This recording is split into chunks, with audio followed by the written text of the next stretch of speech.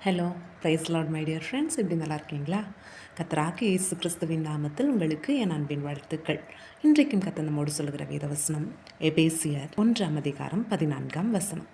அவருக்கு சொந்தமானவர்கள் அவருடைய மகிமைக்கு புகழ்ச்சியாக மீட்கப்படுவார்கள் என்பதற்கு ஆவியானவர் நம்முடைய சுதந்திரத்தின் அச்சாரமாக இருக்கிறார். Who is a deposit guaranteeing our inheritance until the redemption of those who are God's possession to the praise of His glory.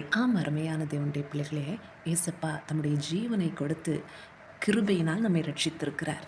இனி இரண்டாம் வருகையில் அவர் ராஜாதி ராஜாவாக வருவார். எதற்காக தெரியுமா? அவருக்கு சொந்தமான தம்முடைய ஜனங்களை மீட்டுக்கொள்வதற்காக. இந்த உலக வாழ்க்கையில் எப்பவுமே ஏசப்பா நம்ம கூட இருக்கிறார். அவர் நம்மை காண்கின்றார். அவர் நமக்கு பாதுகாப்பாய், பக்க பலமாய், துணையாய் இருக்கிறார் என்பதை நாம் மறந்து போகாதபடி ஒவ்வொரு நிமிஷம் அவருடைய பிரசன்னத்தை வாஞ்சித்து தொடர்ந்து முன் செல்லுவோம். நம்முடைய இருதயத்தில் ஏசப்பாவுக்கு நாம் இடம் கொடுப்போம். திருடனாகிய பிசாசு யாரை விழுங்கலாமோ என்று கர்ச்சிக்கிற சிங்கம் போல அலைந்து சுற்றி திரிகிறான். அவன் டூப்ளிகேட் சிங்கம்தான், யூதா கோத்திரத்து சிங்கம்.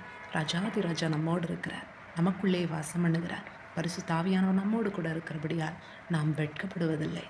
பல வேளைகளில் பல மனிதர்களின் மூலமாய் பிசாசு பல காரியங்களை நமக்கு எதிராக செய்து நம்மை சோர்வுற பண்ணி ஆண்டவரை விட்டு பின்வாங்க வைக்க ட்ரை பண்ணுவான். ஆனால் நம்ம சோர்ந்து போகக்கூடாது. இன்னும் ஆண்டவரிடத்தில் நெருங்க தான் வேண்டும்.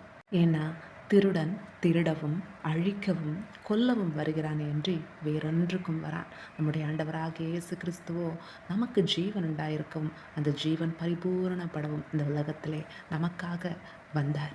ஸோ நம்முடைய சூழ்நிலை எதுவானாலும் ஆண்டவர் நம்மோடு கூட இருக்கிறபடியால் நிச்சயம் அவரே நமக்காக அற்புதத்தை செய்வார், நம்மை வாழ வைப்பார்.